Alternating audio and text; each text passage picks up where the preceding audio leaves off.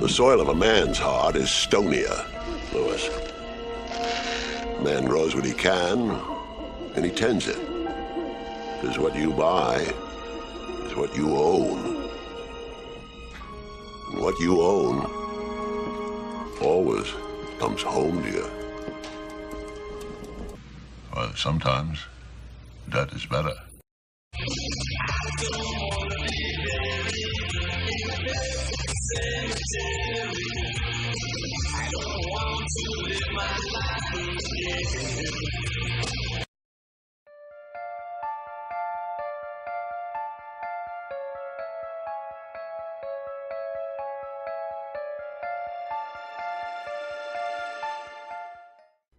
My name is Amanda. And I'm Kristin. And we are the Exorcisters. So sit back, relax, and let's get creepy. Welcome to episode 15. And in this episode, we will be talking about both the 1989 Pet Sematary and the new release Pet Sematary. Right. And I also read the book ahead of time Right. to see how it would go. How it would compare to the both of them. So did you prefer the book, the 1989 film, or the new film? I preferred the book. I actually usually don't get into Stephen King's writing. Mm-hmm. So I decided with this podcast, in whatever I could, if it was a book before it was a movie, I was going to try and read it. And I was actually not looking forward to it because most of the ones on our list were Stephen King. Yeah. And I've never really liked his writing. Right. I've read Salem's Lot, and honestly, I'm still working on The Shining, and I've been working on that for years, and it's taken me forever. Mm-hmm. I just don't usually like his writing. But I really liked Pet Sematary. It was creepy. It got me into the story. It felt like a fast read, even though it was almost 400 pages. Yeah. It was before he got super wordy. Yeah, exactly.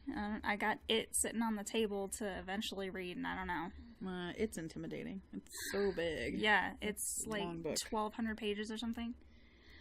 But the book was great. The original movie, after watching the new movie, you feel better about it, but it's still not great. The acting was horrendous. You didn't like it? Yeah. No. Before we go into this, just kind of general thoughts, I walked out of the new one and I was just kind of left wanting something that I didn't get. Yeah. And it wasn't a bad experience. It wasn't a bad movie. It wasn't a good movie. It was something that I won't think about anymore and I probably won't rewatch. It was passable. Yeah, I may purchase it, but to put in my collection next to the old one since we're talking about it, but it probably won't be opened, unless I'm showing it to someone. Yep. The thing that frustrated me about this movie is, like, when we went and saw it, I walked out and I was like, I don't know why I didn't like it. The acting wasn't bad. The score wasn't bad. I don't think the directing was that bad. It was directed by two people. Mm-hmm. I honestly don't know what it was. I don't know if it's just the story that falls flat for me, because I kind of felt that way about the first one as well, but I didn't read the book. Mm-hmm. So that could be it too. But then when I think about the premise, I'm like, it's a good premise. So I don't really know what it is about Pet Sematary. It just doesn't do it for me. Mm-hmm.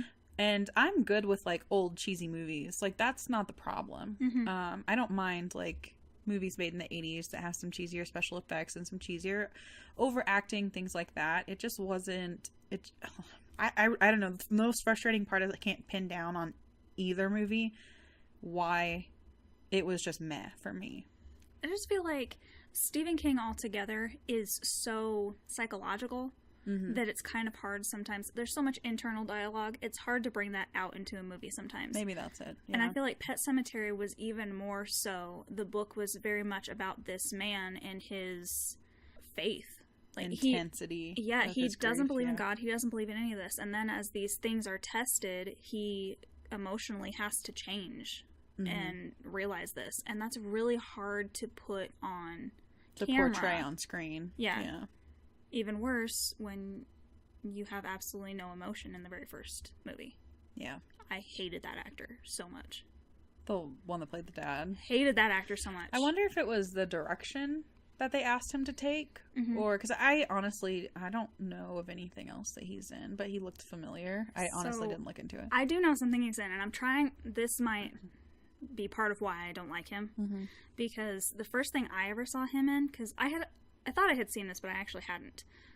So the first thing I had ever seen him in was Cry for Help, a Tracy Thurman story, Never seen which that. it's a Lifetime movie. Okay. And it's about this real woman, Tracy Thurman, and her story on how it helped restraining orders and stuff like that, because her husband was so abusive and stuff. He literally came to her house one time and he was going to take her child, so she, you know, stopped him. And even with her neighbors around, her calling the cops, there was a cop right there that could have shot him. He's like cutting her and literally jumping up and down on her head. That's the first time I ever saw this actor.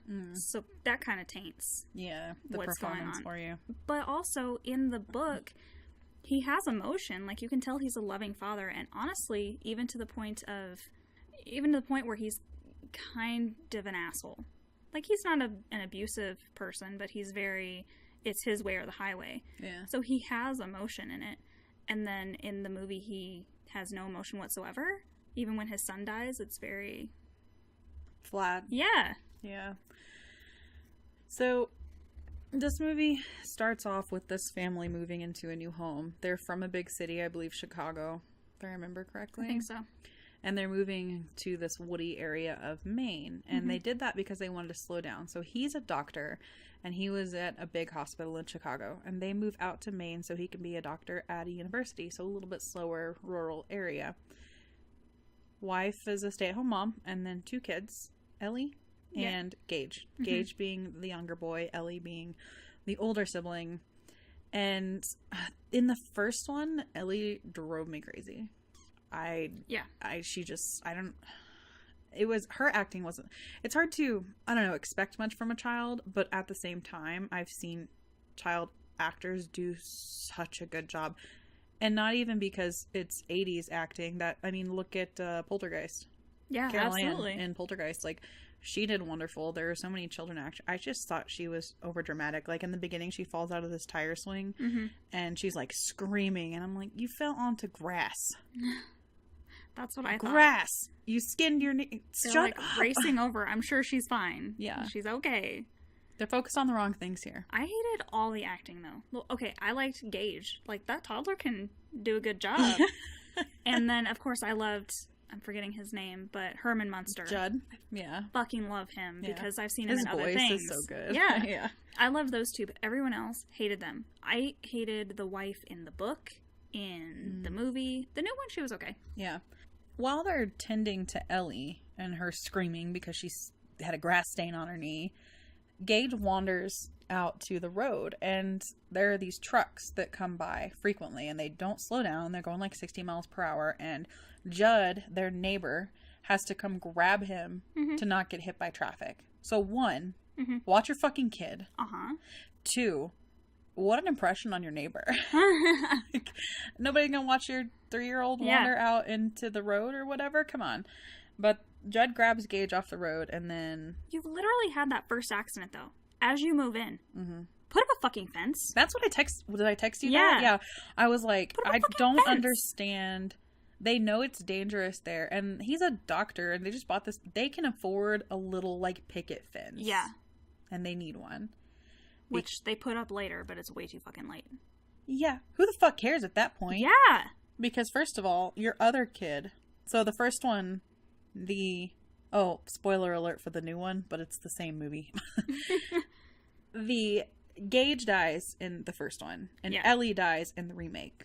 I liked the remake better because she was a little creepier, but they were both creepy in their own respect, I guess. But yeah, the sibling knows that the other one just got hit and killed by a car, so yeah, it is a little like too late to like put up a fence. She's not really gonna do anything. No, at that point. She's not gonna run out in the middle of the street. And plus, your littler one was like the one to be concerned about. Like, I don't know. In the new one, she was older. I think it's like her 9th or 10th birthday or something, and she runs out because she sees Church, her cat, and so that's just stupid. Yeah. But like the first one, it's a wandering toddler. They don't have any road like danger. Yeah. Like stranger danger, road danger, like dogs. You know, they don't know. So put up a fucking fence. Exactly. Like, Judd is telling you that those trucks drive by at all hours going, like, fast. They don't slow down because there are houses. They keep killing animals because of this. Yeah. Maybe don't have your son be a part of that. Yeah, I don't get it. These are horrible parents. they want so badly to be good parents. Like, they're very sweet to their kids and tender to their kids and aware of their needs and all this stuff. But, and you know, I feel like there's a lot of, I don't mean to sound judgmental towards parents. Like, I know that there are, it's you can't watch your kid 24/7, but it's like literally a road in your front yard. Exactly. That's a little different, I feel, than just you look away for a moment. And I don't know, like, why did you both need to run over to her? One's a doctor. Let yes! God. Okay, we're harping on this. Yeah. I did want to comment, though. The music in the very beginning, all Stephen King movie music is exactly the same. It's great.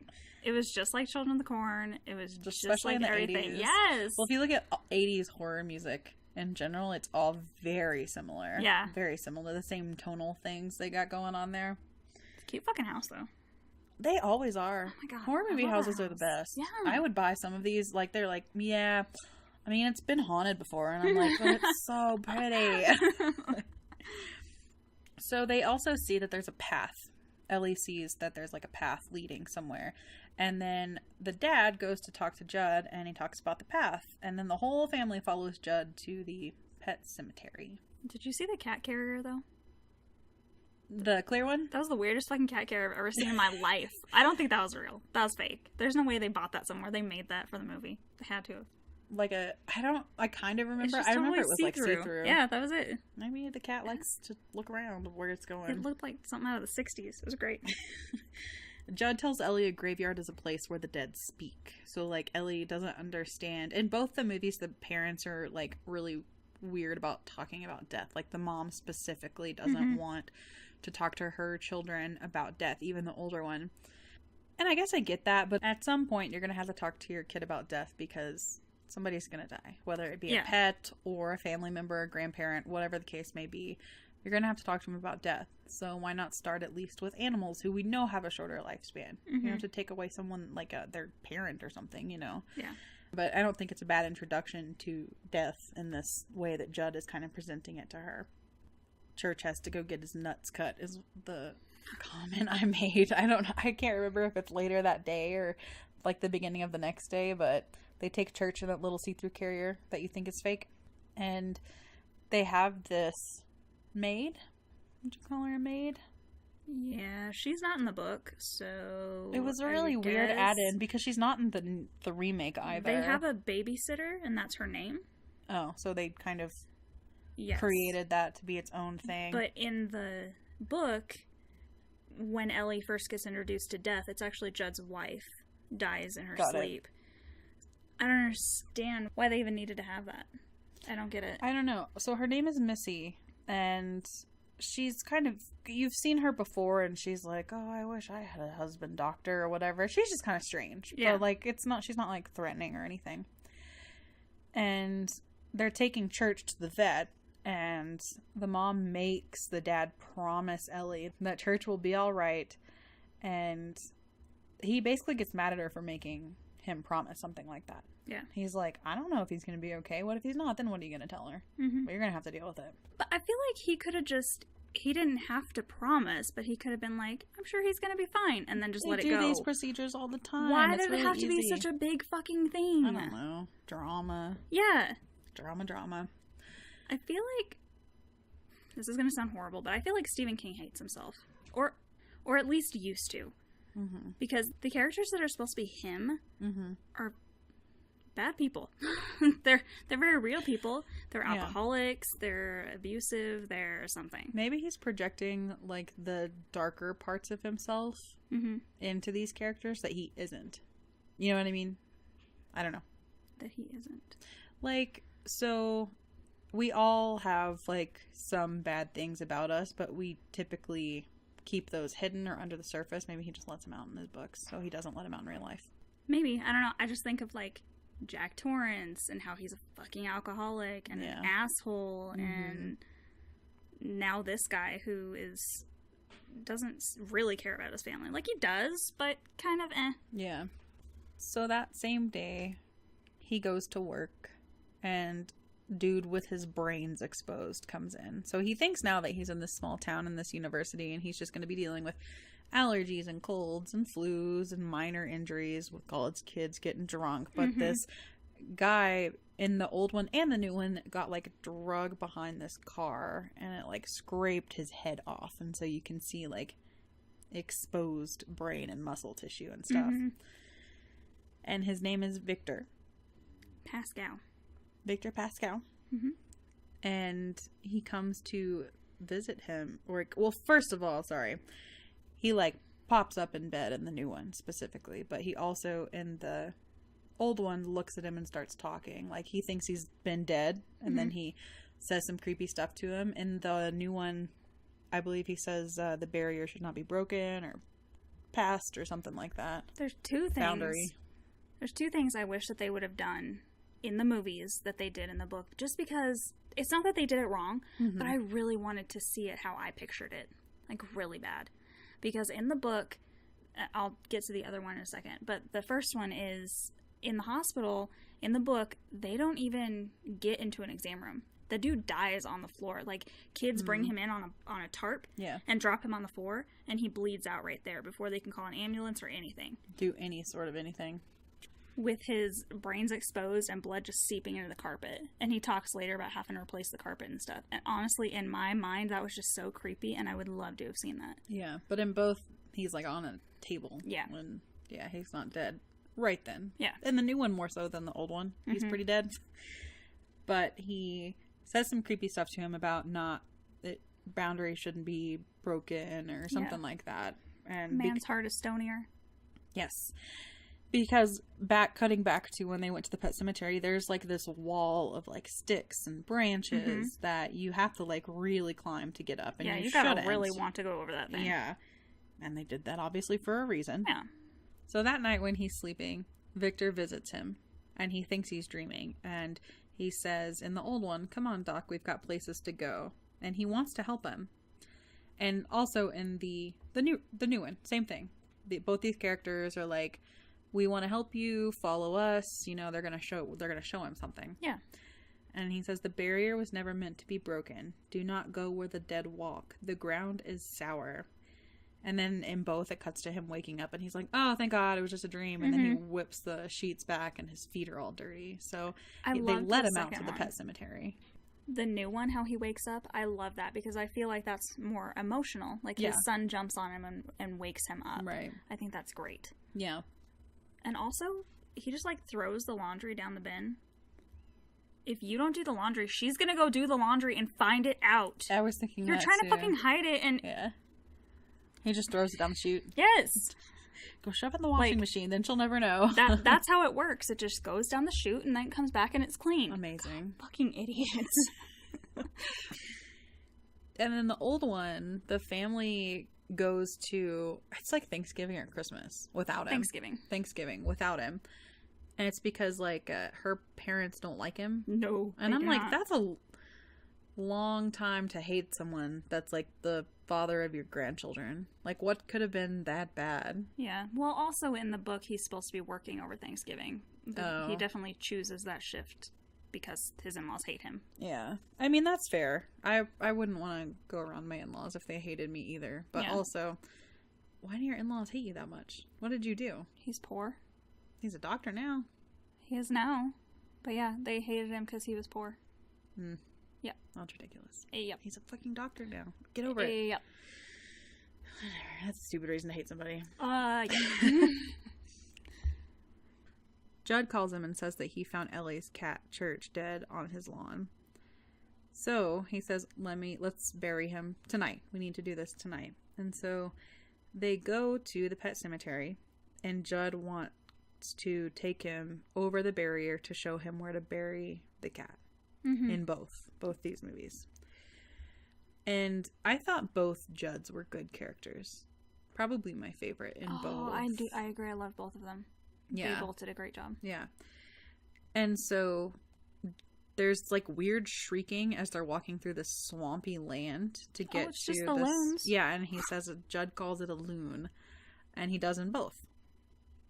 In the old one, in the 80s version, when they get to the actual burial ground, it looks a lot more ritualistic than in the new one. So in the old one, it looks almost like a symbol made out of like stones. Better. Yeah, and then in the new one, it's just like this space where there are like different stacks of rocks that aren't really in a particular order. I mean, they say it's, you know, ancient Native American thing.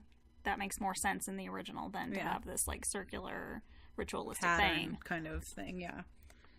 And in the old one, Judd says, "This was their burial ground. I brought you here to bury Ellie's cat." And he says, "Why, Judd?" And Judd says, "I have my reasons." That's something you should tell somebody. Like, yeah, right? Just a little warning, like, your cat's going to come back. Yeah. From the dead. Yeah. Just a heads up. So when Lewis gets home, he, like, immediately realizes that he fucked up. And he calls his family, and he's, like, kind of paying attention to them, but he's just, like, staring into nothing and ignoring his children talking to him. But in the new one, if I remember correctly, I couldn't take notes in this one because there were too many people in the theater, and I'm not going to be that asshole that takes out my phone. But I believe in the new one, he doesn't really realize what he's done that quickly. Yeah. I think it actually takes Church coming back for him to realize what he did. Yeah. If I remember. So then Church comes back and is mean as hell. What? That is my biggest problem with both of these fucking movies. Oh. And I'm going to shout it to the rooftops. They do not come back mean. The animals don't? Yes. If they came back mean, why would Judd then go, yeah, this is something okay to do? My dog came back mean, so I'm gonna let you take this cat. That was my biggest problem with Judd and the plot, because you're right, in both movies, he says, "Oh, I lost my dog, and when I was a boy, and I was really sad, so I buried him, and then he came back and was really awful and mean." And so and that's the biggest problem that I have with the movies, not having read the book, is like, then why would he think it was okay? And in the new one, he just says, "I just couldn't stand to see Ellie sad," or something like that. You'd rather her get attacked by a vicious animal? A rabid cat? What the fuck? It makes no sense, because in the book, they come back as... And I'm using zombies loosely, because that's another thing that they go on to do. They don't eat people. Oh my fucking god. Yeah. They come back as zombies because they have no affect.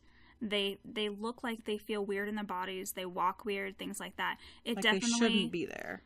It definitely seems like a demon or a spirit or something came back in this body and doesn't know how to use it. But they don't come back mean. They just come back like a shell. Yes. Yeah, like a lifeless shell walking around. That would make more sense if they had done that in the movies. Like, there's just something off about Church. Yes. Like, he's sick or something, but he's not I hate mean. that they both did it. I get, they're trying to be creepy and lead up to something. But it would make more sense for the dad to be like, okay, I'm going to go bury my child here if nothing happened to the pets. Like, because I could see as a parent, wanting your kid back in any capacity except for, like, murderous and stuff. But... I mean, I don't know, but I imagine losing a child would be literally the worst thing that any parent could go through. That's just unnatural. You're not supposed to put your kids in the ground before you. Exactly. And so maybe having a child that's come back that's completely apathetic but is still there and semi-functional would be better than not even having them. Right, but having them come back warped and evil and, like, I don't think any parent would want that for their kid. Exactly. Church swatted at Lewis's face, and it scared my dog. Was like laying down, and it scared the shit out of Izzy. She like jumped and looked at me, and I was like, calm down, it's just a horror movie, I know. She's like, that's a demon cat. So then, of course, Lewis goes over to talk to Judd, and that's when Judd says that his dog Spot came back violent and aggressive when he buried him in the Pet Sematary. So that's when you learn, like, and that's, I even wrote, so why would Judd do this with the cat? And Lewis asks if anyone has ever buried a person up there, and Judd freaks out. And, like, bottles fall over, and he said, who would? Yeah. Who would? Then why would you bury the cat? Who would bury a person up there? Well, same concept with why would you bury the cat up there? Exactly. And the dad is like, okay, I'm going to have in the old one, he's going to go take a peaceful bath, just like... He does in the movie, too. Oh, in the book, too. Oh, in the book? Yeah. He goes and he takes a nice bath, and he's like, I'm just going to chill out. And Church comes in and just drops a dead rat in his bathtub. He does not do that in the book, but I still liked it. It was good. Yeah. So the family returns, and Ellie tells Lewis when he picks them up at the airport that she had a dream that Church was hit by a car and him and Judd buried him in the Pet Sematary. I don't think in the new one she has... I mean, because she's the one that gets hit, but she's not... Go ahead. No, because Gage is supposed to. That's right. He's making those drawings of Pascal and stuff like that. So he's supposed to be the one with the shine. Got it. Whereas she's the one with the shine in the book and the old movie. Okay. So it's just Gage can't, like, communicate like Ellie could in the old one. Exactly. Okay. Got it. Because Ellie in the old one has all these dreams and, like, premonitions about Which is things. kind of our narration and helps the story along. Yeah. Whereas Gage can't speak, so he can't help the movie along that way. I think that was also a big problem. Where you do the little girl, whatever. I mean, I feel like we've done creepy little girls way too many times, but also. Yeah. Yeah, I know that the creepy girl is overplayed, but it makes more sense for an older child to be more physically capable. Yeah. Of the murdery part of when we get there, when they come back, you know. But in the old one, we'll get to this in a minute, at least it kind of makes sense that there's that sister kind of like possessing Gage and being part of him too. So, I don't know. I can see both. And I don't really have a preference either way, I guess. I thought that Ellie was the creep factor in the new one, and then the sister was the creep factor in the old one. Yeah, definitely. The kid wasn't quite as much as you know, in the new one with Ellie being there. So, like, another really random thing, and you'll have to tell me about the book and if this even, like, alluded to this. Missy, their maid, writes a note that she has cancer, because you've kind of heard her talk about her stomach pains a little bit, but that's really it. And she can't endure the pain anymore, and she hangs herself. No. This is not a part of the book at all. What happened in the book, this is just to get Ellie talking about death. That's literally all this scene is for. In the book, what happens is Judd's wife dies in her sleep, and they have to go to her funeral. But watching this movie, I don't know what is going on with my brain lately, but I'm getting so into movies lately and into, like, empathizing with these people, because all I thought when she stepped off that hanging herself was the panic, because they talk about how people usually regret doing it the second that they step off or slit their wrist or something. Just thinking of that regret made me panic, like made me have heart palpitations, because thinking of her stepping off then going, oh fuck, I can't step back, I'm gonna die. How fucking terrifying. You just made that decision and you can't unmake it. Yes. But it's kind of like, I don't know how I feel about this series. I watched both seasons, but like 13 Reasons Why. When she just does it and she's just laying there, like, that really happens to people. I mean, I guess in that scenario, at least she could have tried to, like, grab and try and dampen that blood and call the police. But in that scenario, what if she decided, hey, I'm going to try and work on this cancer instead? She literally lost her opportunity. She can't step back. Yeah, another thing, too, is she says that she's having all these stomach pains to her boss, the doctor, and he says, you want me to look at it? And she's like, no. So she didn't really... Either she tried off screen and you don't know anything about her story and she's been dealing with this with doctors, or she just never... But what if she stepped off and then she was like, oh shit, I actually do want to go to a doctor and see what it is, and then it was way too late. I just, like, went in that world and spiraled. I panicked. So it cuts to Missy's funeral, and Mr. Stephen King is the priest. Damn straight he is. Brad walked in, and I was like, that's Stephen King. And he was like, that's what Stephen King looks like? I was like, yeah.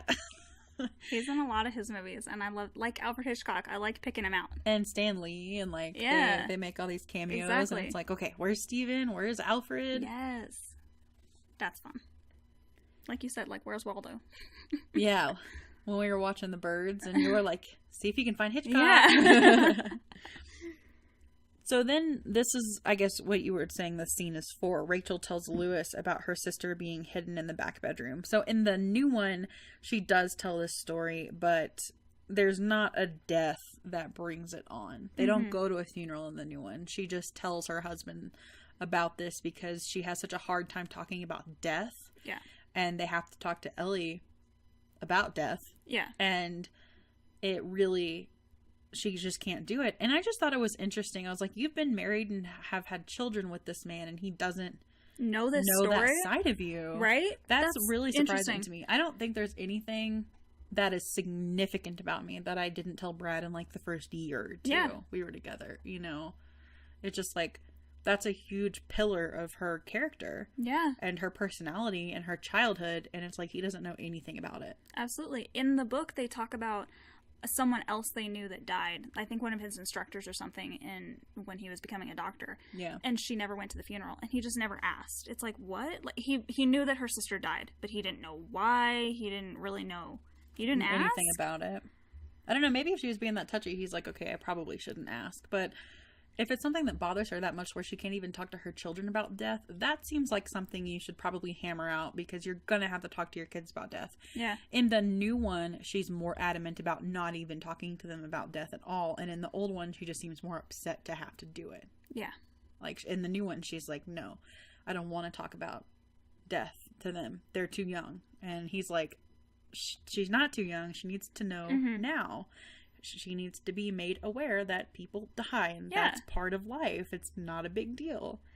I do want to vouch for the new one, though, because in the book and in the old movie, he fucking slips her tranquilizers like it's going out of business all the time. Rachel? Yeah. He drugs his wife. All the time. This scene right here in the book and in the movie, she tells this whole story and she's upset, and he goes to get a tranquilizer and she's like, no, it's okay. I don't need one. He goes, you do tonight. In the new movie, he doesn't. Well, I think I can't remember if it was the new one or the old one. He goes and he's like, I'm going to get you a Valium. And she's like, no, it's okay. And he goes, no, you should take a Valium. But he didn't, like, tranquilize her. Yeah, literally. And when it gets to the funeral in the book and the movie, all the time, he's got a doctor friend there, and they just keep, like, giving her shots of stuff. And then when they get home, that's when she's laying on the bed passed out and the cat's on her. It's because they give her a trank. Jesus Christ. That's like borderline abusive. I know that this is horrible. I know it is, but you can't just keep her sedated the whole time. She's got to eventually work through this. She's got to face it. Yeah. As a doctor, you should know that. I'm sure you got some psychiatrist buddies. Exactly. You know? So when she's talking about her sister, she's basically saying that she had some sort of spinal disorder, I think it was. And spinal meningitis. Spinal meningitis, thank you. Do you want to know the worst thing ever? That it's probably pretty bad to come out of my mouth. I don't know. Is that bad? I watched The Goldbergs. Yeah. And Barry talks about how he gets to ask this girl out that he didn't think would go out with him because her date got spinal meningitis. And he sings it, and that's literally all I thought of with this scene. That's awful. Jesus. So she looks terrifying. And so, like, her body is, like, literally skin and bones. She's all warped and twisted, and you can see, like, her spine and her ribs protruding. And which is a man. She's, like, a gray color. Yeah, that's a man. And she's saying that she was basically scared of her because she looked scary and that they all wanted her to die. In the old one, she says more, I wanted her to die. I was happy when she died. I ran out of the house laughing when she died because she was home alone. But in the old one, she just feels bad because she was too scared to go see her to bring her food because her parents left her alone with her. And so she lets it go up the dumbwaiter. And when her sister was trying to get to her food, she fell down the dumbwaiter and died. By the way, I did a little bit of research on this. It's not a part of the book, which is why I was like, where'd they come up with this? And it was based on the director read a random story about some maid who fell down a dumbwaiter and broke her neck and died. And thought it was so terrifying he put it in there. I have more respect for that scene knowing that now. Yeah. Especially that it was something that scared him personally. Yeah. But in the old one, she's definitely a lot more like, oh my God, thank God my sister's dead. Yeah. In the new one, she feels really bad about it. And they're a little different in that. But I like Rachel more in the new one than the old one. Me too. I didn't hate her in the old one, though. I liked all the acting in the new one. That was not a problem. The performances were good. Yeah. But I do want to comment that Mary Lambert did this one. Yes. Our first woman director. Yay! And she stayed in the horror genre too. She did a couple things. Did she? They weren't big, but she did I think that's a Pet Sematary sequel that she did. This is the highest grossing film that a woman director has ever done in horror, and still remains that to this day, even though it was 1989. And that is because we don't have a lot of female horror directors or directors. Yeah. But she fucking killed it. Like, I have a lot of problems with this movie, but I feel like her directing was really good. Yeah. So that's it. Yeah. So the next scene is the family and Judd. Because Judd has essentially become another part of their family. Like, he's older. He doesn't have a wife or kids. So he's with them all the time. Which I love. Like, it's not a creepy thing at all. Well, he can Lewis considers him a father figure in the book. So. Oh, okay. Yeah. So they're all outside kind of picnicking and they're flying a kite and they let Gage fly the kite. And the Ramones is playing. Yeah. Go the Ramones! And he drops it and he wanders off and gets hit by the fucking truck. And I literally, look at this, all caps in my notes. Why are they so bad at watching their kids and why don't they put up a fucking fence? He literally drops it and goes, uh-oh, and stares at it for so long and before Lewis is... Go after him! They have a decent amount of land too. So he walks quite a ways to get to the road in the first place. Which is why it's better in the book. This scene sucked in the movie because we're sitting there like, what the fuck? In the book, it was so much better because what it is they're playing outside, so Gage is running, and you know how little kids, when you're chasing them, they just run faster and they don't listen to you even though you're like, Gage, stop, and he just kept running and he ran into the road. That makes more sense. Like, a little kid's gonna run from you if they think you're playing. But also put up a fucking fence before you run around in your front yard. Fence. Worst parents ever. With a road right there. Like, come on. Like, I get it's a country road, because I lived on a country road. And we didn't have a fence in our backyard, in our front yard. It was all just open land. I get that, but there weren't fucking tankers barreling down my road. Exactly. Ever. And my parents were never not, like, eyes on us at all times if we were out in the front. Yeah. You know, like, it was a senseless death, which I think makes it that much worse on the grief part of things because there's so much blame to be felt by the parents. But also, it's just a frustrating death. Yeah. Like, it didn't have to happen. And how disturbing. Like, this isn't he got the flu and then pneumonia and died in the hospital and only the parents were there to hold his hand. Like, their daughter's sitting there and Judd is sitting there watching him, and I'm sorry this is going to be crude, but watching him splatter on this truck. How? And he has to, I mean, there's no way to get hit by a truck. What was weird to me, too, in both of them, neither of the kids are, like, dismembered or maimed enough. At least in the old one, he has a cut down his forehead. You can see the suture marks there. Yeah. But in the new one, she's not hurt at all. Her body's just, like, laying on the side of the road. Nothing. No blood. There's, like, a little smear of blood on the semi. Yeah, but that's... What the fuck? I feel like if you got hit by, like, a tanker or, like, any sort of 18-wheeler... There would be pieces. 60 miles an hour. Because he tries to brake. Because... So, in the old one, he just gets hit head-on. In the new one, he brakes, and then the back of his truck comes off. He jackknifes, and it falls off. Yeah. There would... I mean, it's going to sound really disgusting, but there would be pieces. He talks about in the book how he just remembers looking at Gage's ball cap and it just being filled with blood. Mm-hmm. Just wasn't gruesome enough for us. I'm not even saying it needs to be gruesome, I guess, but then just don't even do it. Like, do the sound of the truck and then just move on. Mm-hmm. The body didn't need to be laying there on the ground. I also thought that the parents in the new one did a lot better job at their reaction to... Oh, yeah. So the old one... When she, like, stumbles? Yeah, the old one... They're screaming, and then he just stops on the side of the road, and it's just, like, there. Yeah. In the new one, the mom goes, she gets there first, and you see her stumble back, and she just falls to the ground, and is in total shock. She's not crying. She's just, like, shaking on the ground and just staring. And then the dad comes around, and he's, like, goes to the body and just holds it. And parents grieving children in these kinds of movies really... Get, like, if they can do it well, like Toni Collette did in Hereditary. Oh my God, yeah. There's nothing more haunting to me than a parent, or an actor or actress successfully portraying that raw emotion of just seeing their child dead. Yeah. I mean, I think that that's scarier than really anything else a movie can throw at you. Yeah. If it's done well. And the old one didn't do it poorly. It's just... The new one, the actors and the actresses did better at bringing that real emotion to their performances. Whereas I feel like the older ones did okay. They wasn't. Yeah, they were kind of, flat emotionally. Yeah. And then at the funeral, Rachel's dad punches and kicks Lewis at his fucking grandson's casket. Yeah, and knocks the casket on the ground.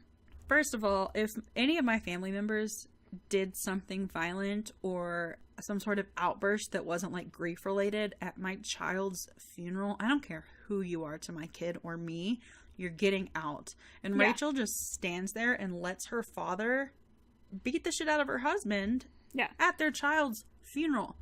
what and why? Like, because he says, oh, it's your fault. You weren't. What about your daughter? She was there too. Exactly. Your fucking daughter was there, and Judd was there. There were 3 adults there that couldn't have gotten that kid. Nobody noticed he was wandering off because they're all too fucking focused on what the fuck Ellie's doing because she's a pain in the ass. And she's. I did not like Ellie in the old one.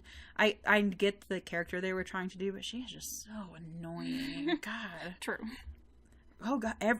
Even though there are 3 adults, Ellie says something or does something or falls off a tire swing and everyone has to run to her and Gage is just whatever. Yep. Judd, they couldn't have been like, oh hey Judd, will you watch Gage or whatever? Nobody's gonna follow him around.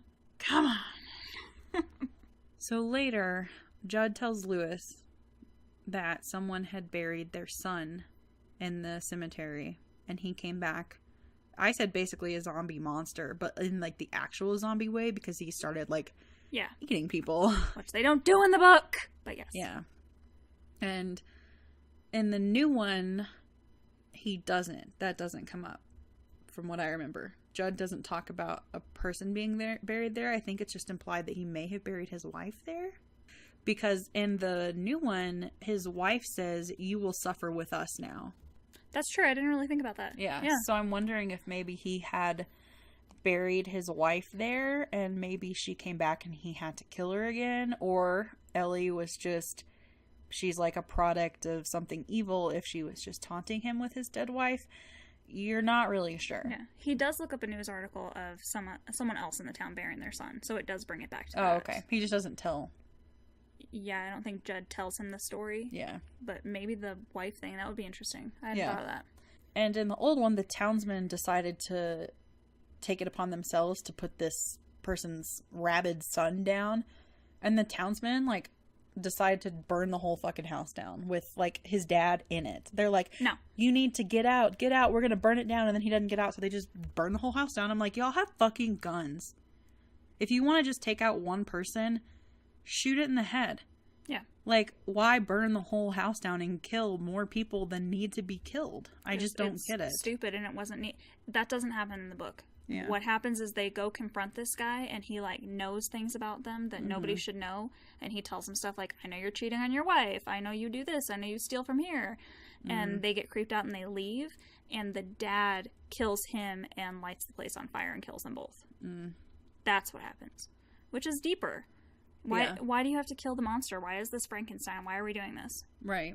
It's like a torch and pitchforks kind of. Yes. I feel like the movies make it more monstrous and the book is more spiritual. Yeah. And this is where Judd says sometimes dead is better. Mm-hmm. I think in both. At some point after Gage's / Ellie's death. Ellie in the new one. Because Ellie gets hit. So we talked a lot about Gage's death. In the new one, Church has come back, and Church is Ellie's cat. We know that. And the previews make it seem like the cat's a huge part of the story, and kind of, but not. He's more a creepy mascot. Yeah, exactly. And, he got to wear a little bow tie at the premiere. He was the best. Tie. Both cats, I know this is, you don't care, but I care. And they're both so pretty. Yeah, they are. Even when they cover them in dirt and sticks, they're still pretty. Cute, and you want to love on them.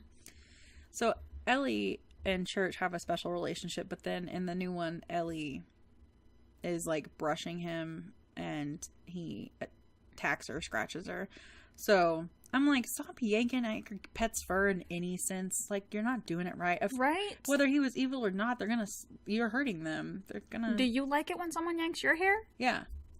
So in the new one, she's doing that and he scratches her and she's like, I don't want him doing that anymore. And so Lewis takes Church out somewhere in the wilderness to tell Ellie that he ran away because he knows that he's all fucked up and evil. And then Ellie, it's at her birthday party actually, and she's really bummed out about Church, and then she gets some presents and gets over it. But she gets a cat doll that meows. Yeah. It's fucking amazing. Right. And it just replaces the actual cat, I guess. That one can't cut her. But she sees they're playing hide and seek or something. They're playing something. She's running somewhere. They're, is it hide? Because he's got a blindfold on. Yeah. So they've got to be playing hide and seek. It's something like that. And she goes to the road to hide behind the bushes, and then she looks behind her and she sees Church in the middle of the road just standing there. And so she gets excited because that's her kitty that ran away and he's back. And he's in the middle of the road. So she's got to go get him, and that's when the tanker comes and jackknifes and it hits her. So, you know, and in the old one, Judd is like, don't do it. And in the old one is too, Victor is a lot more prevalent. Yeah. The one that died that he couldn't save and that tried to warn him. He's there multiple times saying, don't do it. Don't do it. The ground is sour. It's evil. Don't do it. But in the new one, he just kind of pops up the one time in the dream and then like one more time telling him to stop. Yeah. Well, that's because we have Gage who's supposed to be the one talking to him, and Gage can't talk. Yeah. But even in the book, he is not there that often. But Connor pointed out to me, and this makes a lot more sense. In the book, you don't need him for narration because you're reading the internal dialogue. Yeah. In the movie, you need him there. Okay, I can understand that. That's fair. In the old one, the family gets on a plane and goes to Chicago. In the new one, they also leave. They go to her parents' house. In the old one, it's a plane ride. In the new one, it's just a drive. So that's the only differences that I really picked up on there. They get on a plane in the old one. Oh, that's true. And it's just a drive in the new one. Mm-hmm. Okay. It's a long drive, but it's still, she's able to get in the car and be there in the same day. Yeah. And I understand that. I don't think I'd be able to be in that place where essentially I just let my daughter get hit by a truck and killed. Like, I don't think I'd be able to do that. And after they leave, in both of them is when Lewis decides that he's going to dig up the body of his child and take it to the cemetery. In the old one, he just does it, and Judd's none the wiser. In the new one, he actually goes over there, and he slips a tranquilizer in Judd's drink to make sure Judd doesn't wake up to stop him. Comment. Yes. So, in reading the book, this is going to be real deep, because these are all themes you don't really understand in the movie, because it is so internal. What's going on is there's an evil spirit, basically, that has taken hold of the Pet Sematary. And that evil spirit, basically all of this comes down to he wants to kill Judd. This evil spirit wants to kill Judd. Oh. Because Judd knows about it, and who cares? He's too educated. He's dangerous. Yeah. Yeah. Or maybe he's not. Maybe it's just having fun. But it wants to kill Judd.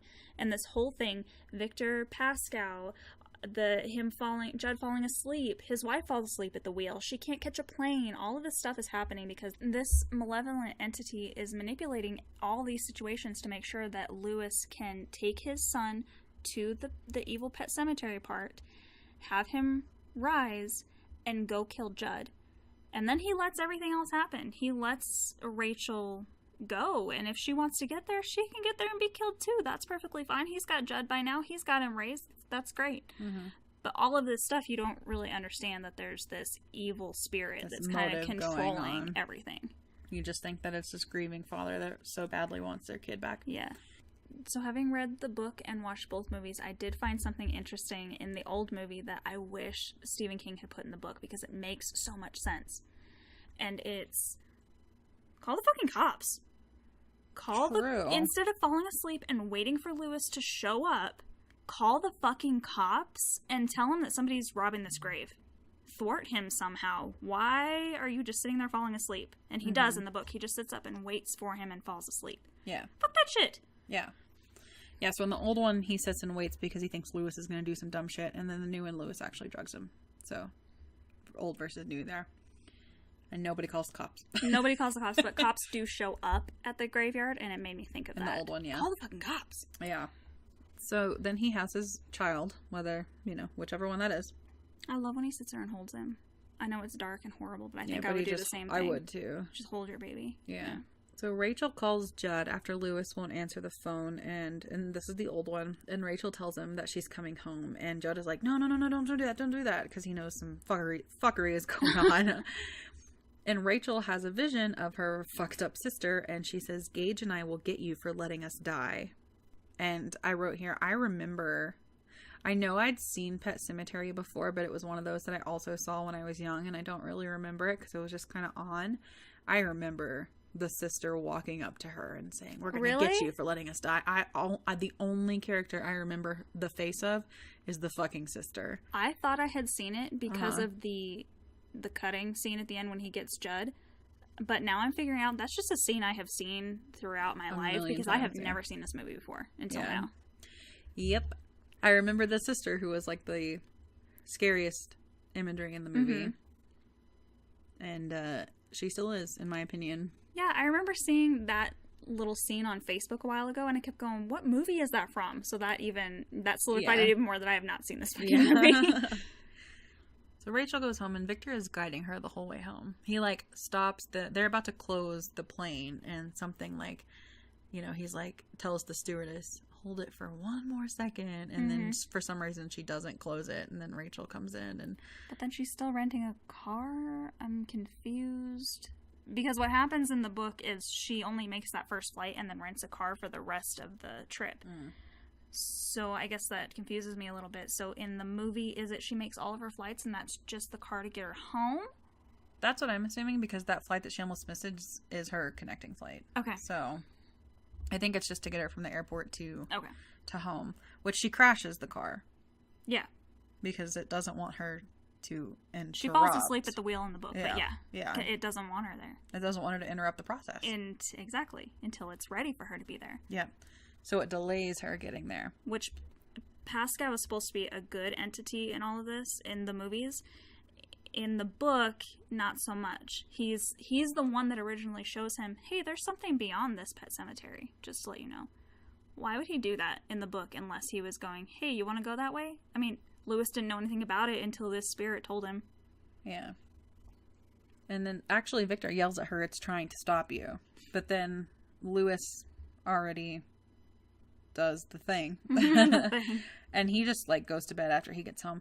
I think knowing that something would be coming back from the dead and coming home, I don't think I could sleep. Like, even if it's your child, it's still like something is coming back from the dead. Like, the spirit makes him fall asleep. I see. In the book, he literally almost doesn't even make it home.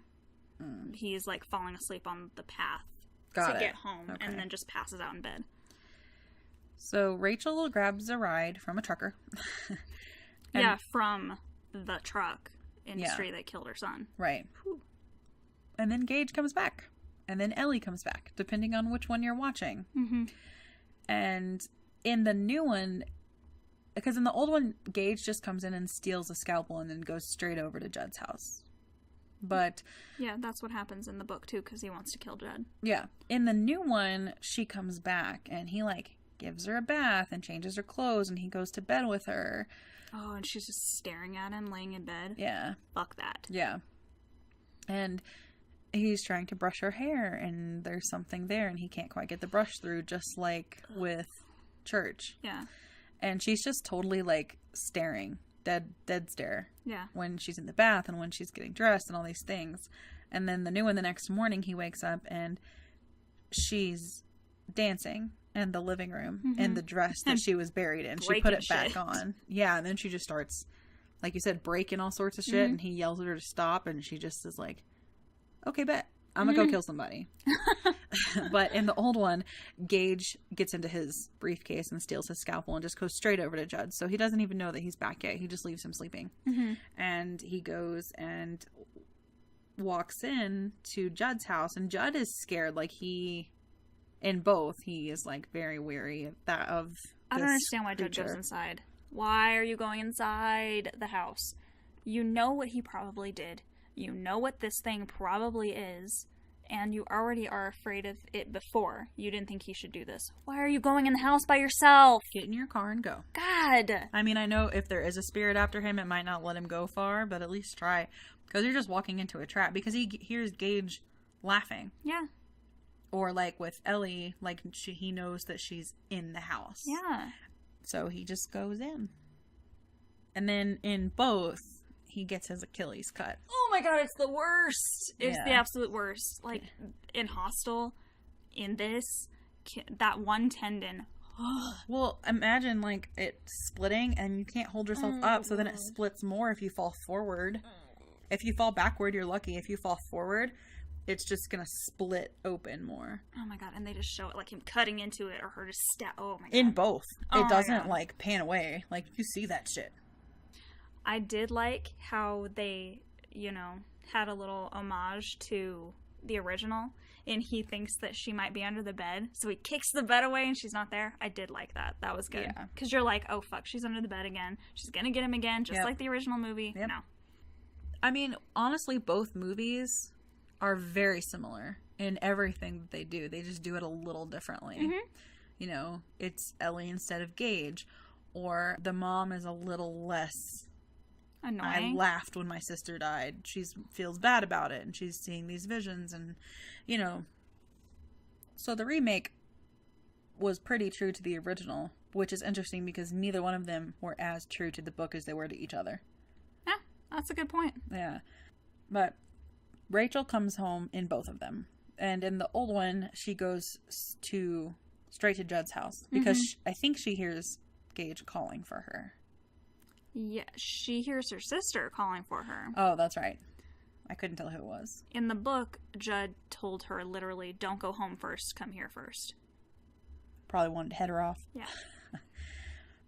After Gage cuts Judd's Achilles, he takes a big old zombie bite out of his throat, which I hate. They don't eat people! He's just killing him. You don't know if he swallowed or not. Oh my. So Rachel gets out of the truck and she hears her sister, calls her name, and she hears Gage laugh. And so she walks into the bedroom and her sister comes running at her. And I hate things running at people in horror movies. That is so scary. And she stops and she says she's going to twist her so she never gets out of bed again. And then it turns into Gage with a top hat and a cane. Why does he have a top hat? I don't know. It was really cute. I mean, yes, it was cute. But what the I don't know. He had a top hat and a fucking pimp cane. I don't know why. That's what he looked like. So, I don't know. Maybe he just always wanted to wear it. Now he's dead, so he has the chance to pretty much do whatever the fuck he wants. Also, is he really wearing this outfit, or is that what we're supposed to believe? Where did he find it? Is this just sitting at Judd's house? What is going on? I don't know. But I literally wrote Gage with a top hat and a cane, LMAO, in my notes. And he says, I brought you something, Mommy. And then he fucks her up. Yep. Yeah. Fucks her up. Now, in the new one...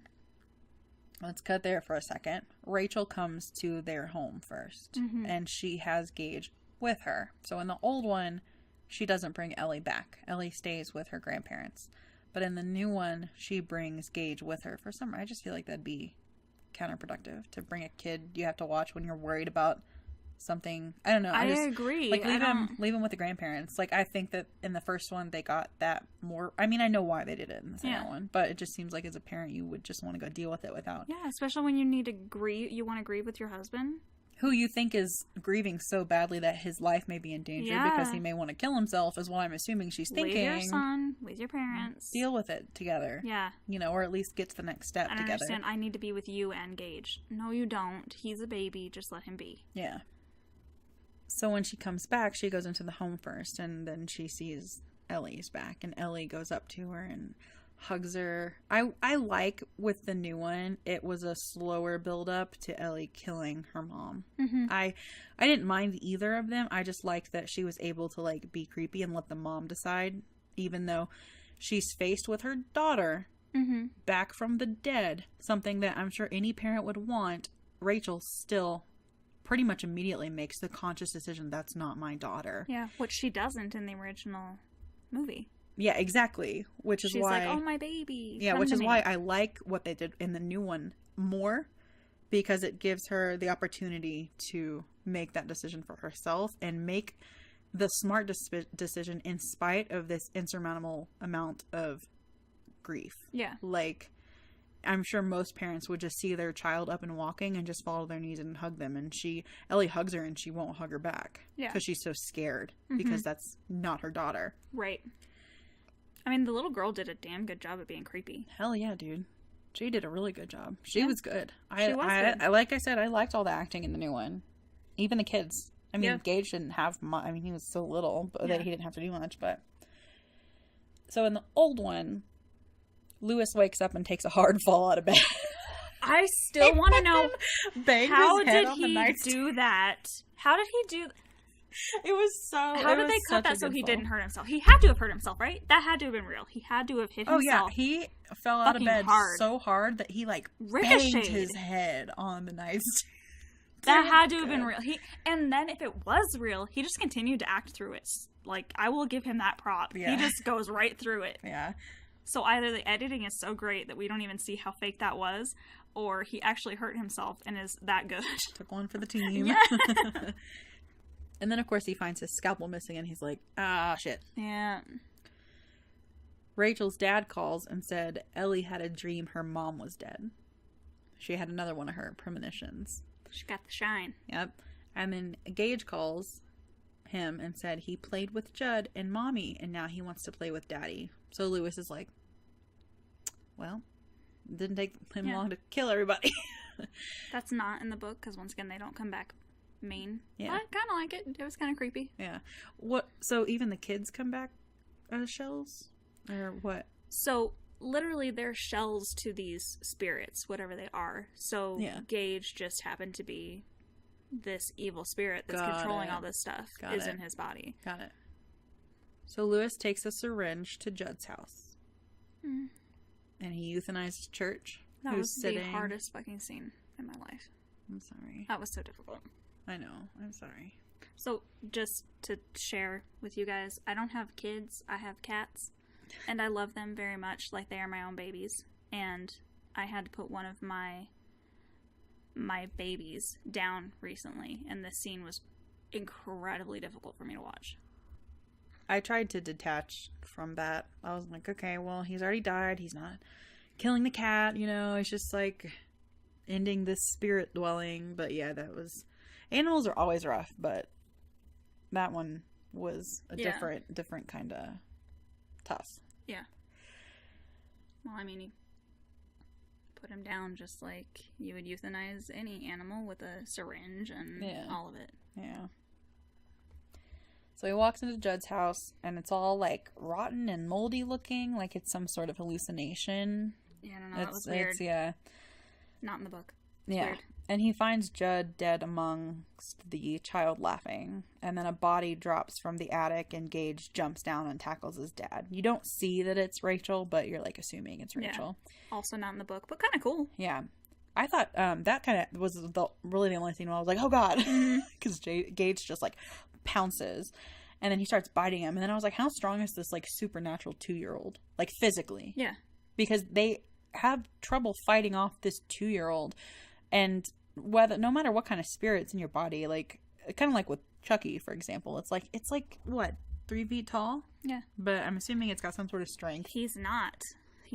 Like in the book, just once again, he's just another shell, and you can tell whatever spirit's in him can't work his body very well because he acts just the same. Like Church walks funny, like he's not quite sure how to move his legs. Mm-hmm. Gage does the same thing, and that's actually how he thwarts him. Is Gage moves really slow, so slow that he goes to stab Lewis, but he's moving so slow, Lewis just like moves his head away from the wall, and then he has the time to get him with the syringe. Yeah. And he does get a needle in him, and Gage walks away, and before he falls, he just says, no fair. No fair. And then his wife is just swinging there in front of him, and he's not really reacting, and then he burns the house down and carries Rachel out. Why do these movies always have big canisters of gasoline just, like, ready to burn houses down? What is with horror movies in that? I don't know. Victor says, I'm sorry, Lewis, I'm so sorry, but don't make it worse. And because he's now going to put Rachel up there. And he says, I waited too long with Gage, but with Rachel, she just died. It'll work this time. And then Victor yells at Lewis not to. And then there's some 80s lightning special effects. Do you know what I mean by 80s lightning? And then he's sitting in his kitchen floor playing cards, waiting for Rachel. And then Rachel walks back in, and her eyes missing and oozing and like spurting stuff out of it. He kisses her, and I want to vomit. Making out with her. I want to vomit. Like there's the stuff oozing, and you're just like getting it. No. He's just making out with her like it ain't nothing, is what I put on my notes. He must be so numb and dead inside at this point that all he wants is his family, and he doesn't even give a shit. And then she stabs him, as he deserves, in my opinion. Before we get to the ending of the new movie, can I say one thing? Yeah. These endings were fine. I don't have a well, I kind of do, but I really wish, this is the other part where I was saying, I wish that they had just stuck with the book, because in my brain it is so creepy how it ends in the book. Because in the book, it ends with, he takes her up there, and he's sitting at the table, I think playing cards also, but he's sitting at the table, he's not at the fridge, and she comes up behind him and just puts her hand on his shoulder, and then it ends. Yeah. That would be so creepy in my head. Or it was. Okay, so the new one, kind of the climax end. Ellie is, obviously, the mother knows that she's fucked up and evil, and she goes and kills Judd in pretty much the same way that Gage did. There's not really much of a difference there. Cuts the Achilles. There's no sister part in the new one like there is. She has like some visions that scare her, but there's not actually a manifestation of the sister saying, I'm gonna kill you and your daughter and I are gonna kill you or whatever. Yeah. So Ellie kills Judd, and then she comes back, and Lewis goes over to Judd's house and finds Judd's body, and in the meantime, Ellie is making her way back, and Rachel is laying in bed having these scary visions of her sister again. I feel like they did the dumbwaiter thing too much. Like, it was creepy, and that was going to be probably the creepiest part of the whole movie, but they lessened that creep by doing it twice. Yeah. And not showing really anything different. Yeah. Yeah. So Ellie comes back, and Rachel is laying in bed, and then Gage is in his little pack and play, and Ellie comes after them, and she kind of thwarts her the first time because she's like on top of her trying to like fuck her up. And she grabs Gage, and they lock themselves in the bathroom, and she's trying to get out the window, and Lewis finally comes back, and he's in the front yard, and she drops Gage down to him. Smart. I did like that. Yeah. Where she's like, whatever, I guess I'm gonna die, that's fine, but take my the baby. Yeah, so she drops Gage down, and Lewis catches Gage and puts him in the car, locks him in the car, and then Ellie comes in and stabs and twists the knife. She doesn't just stab her mother, she puts that knife in her back, and she just like twists it. And that's like my worst.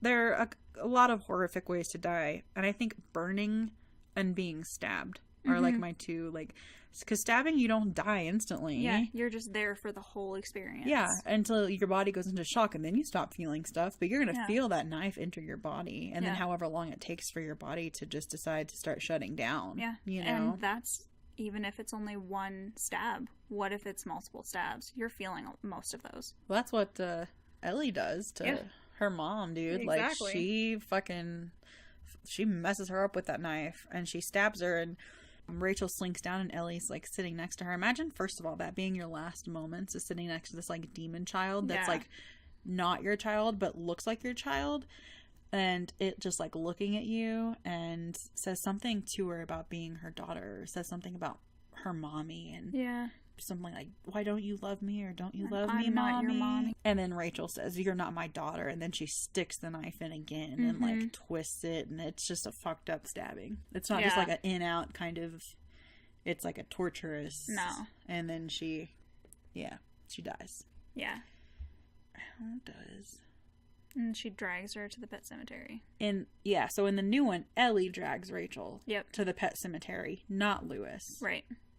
And then Lewis goes to try to stop it, but he gets knocked out, she knocks him out in the pet cemetery before the barrier, right? Yeah.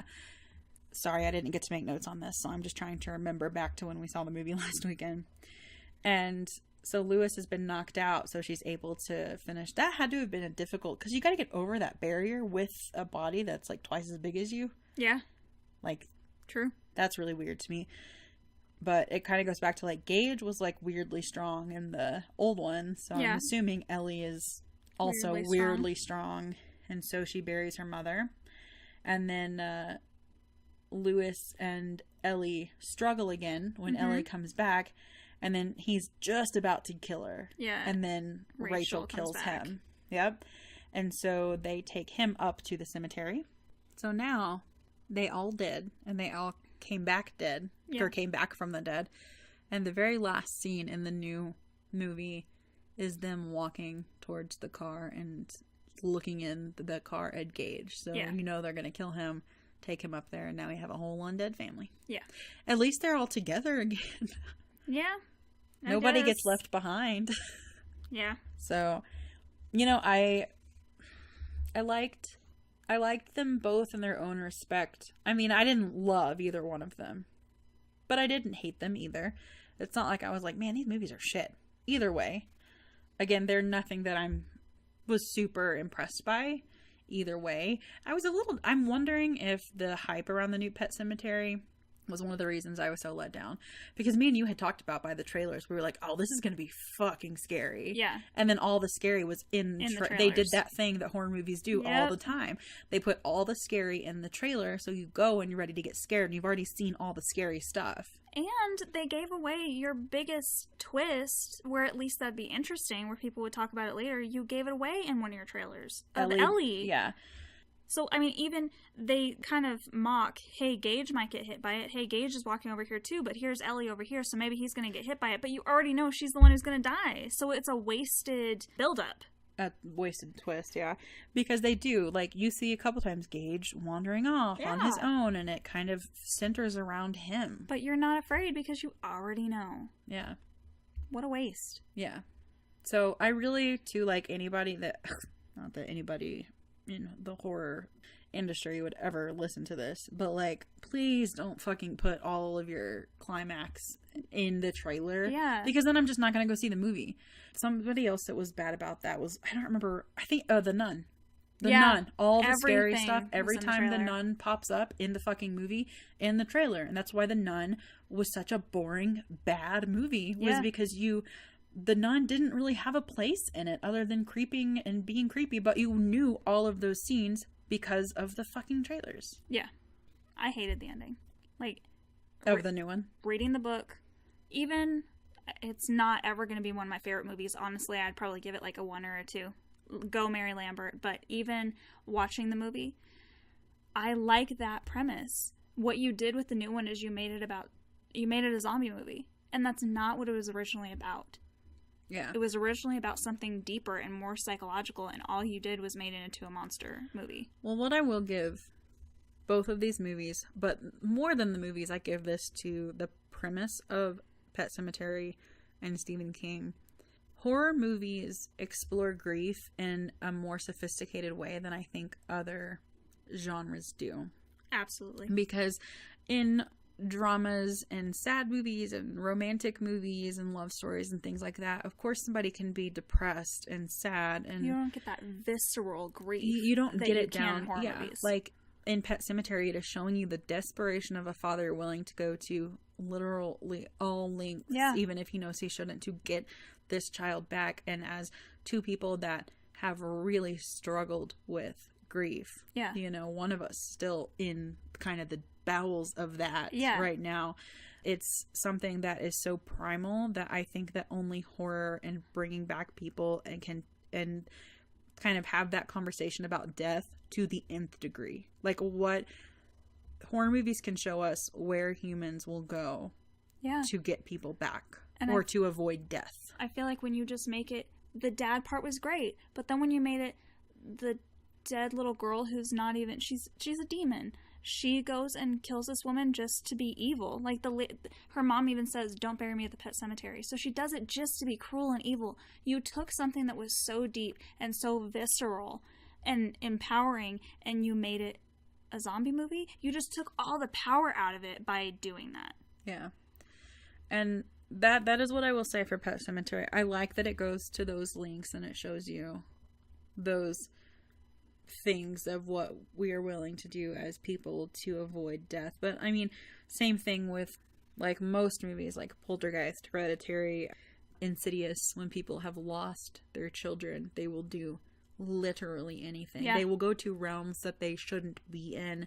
They will bring them back from the dead even when they know they shouldn't, just to see them one more time. And I think that's why I've always been so drawn to horror, is I didn't really start struggling with grief until I hit 17, 18 years old. But it's been a constant in my life since then. Something that's kind of walked beside me wherever I've gone. Yeah. And horror, you would think some people would want to stay away from it because it is a lot about death and killing and slashing and murder and that kind of thing. But then there are things like this where you really just kind of get to see a storyteller talk about real raw grief in a way that we can't on our plane, you know, without fantasy and horror and ghosts and things like that.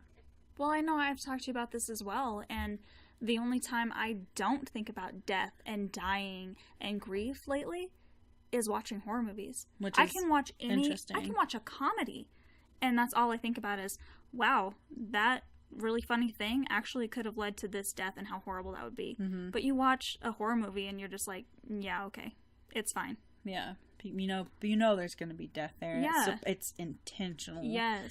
And so I think it's also a look at just mortality in general. And I think to some extent horror might make death a little bit easier because it's just so rampant in horror. And not to say that it takes away from death when you experience it, but it kind of, to an extent, it's not like, you know, I started watching horror young, and so people die in horror movies, and so when people died in real life, I knew that that was part of life because I have seen death in horror. And I think a lot of parents don't want their kids to be subjected to violence like that, but it never, I don't know, it just never negatively affected me, except for like possession movies scare me because of the imagery, but not because of death. So I don't know, I feel like I'm rambling, but it just hit me kind of on like a deeper level as far as that goes, and dealing, you're seeing a family deal with the worst tragedy a family or a parent can go through and how they're going to deal with that. And it's not just we're going to be depressed and try to move on with our lives. It takes them to extremes, and it pushes them past the human experience. I feel like the trailers before this movie hit me harder than the movie did, honestly. The movie was kind of forgettable, but the trailers, dude. I know, that's why we were like, oh god, I don't want to go see this in theaters, it's gonna be so scary. Just the trailer for Annabelle 3, I was scared it was gonna be boring like The Nun, and maybe it still will be, maybe everything's in the trailer, but I couldn't even watch the trailer, you guys. I looked through my fingers like I was a little kid. It looks fucking scary. Covers, her coming out of the covers. Oh my god, no! No. Which is already one of your things. As soon as I saw that, I looked at you and I was like, oh shit! I haven't seen this done since The Grudge. I have 3 things that really scare the fuck out of me, and they all really come from The Grudge. 1 is eyes. 2 is contortion. And 3 is something under the covers. And I was so happy when it stopped with The Grudge and people didn't just continue to do that as a trope. And now it's back, you guys. It is back in Annabelle 3. I'm worried about Annabelle 3 because I feel like The Conjuring is one of those universes that does do a lot of trailer scares. Yeah, true. And I get that. You have to draw the audience in. But man, Pet Sematary just put it all in there. Yeah. All of it. I thought the dumbwaiter was going to be so scary. I thought that the children are playing the drums and there would be more of that ritual in there. There wasn't, which is fine, I guess. It was just a lot of the trailer, and I don't know, it just wasn't nearly as scary or as creepy as I wanted. I was just kind of left wanting more, and that's never really something that you want after you watch a horror movie. You want to feel like you're reeling from it still. And I don't think The Curse of La Llorona is going to be like that, because I think that the trailers have been pretty vague for that. Yeah, they did good. I mean, the longest time we only had that one trailer. That was it. Now they've added a couple more, but... They've added, like, the bathtub scene, and they've added, like, a few where you can kind of see her in their house. But, I mean, I really haven't gotten a good look at her, which I'm excited about. Because the nun, like, you gotta look at her, first of all, in The Conjuring 2, but then also she was all over the trailers. Yeah. You know? And if we weren't going to the movies so much, I wouldn't even watch them. But we can't avoid seeing these trailers when we're seeing these movies. Exactly. You know? I would love to go in fresh. That would be great. Me too. And not have to see them. And not have any expectations. But when you're going to movies and you're not famous enough to get a screening, you're going to get the trailers. So, so the old one, I know that we can't really do halves on our website, but, I mean, I'd probably give them both 2.5. Maybe a 3 for the new one, because the acting was good.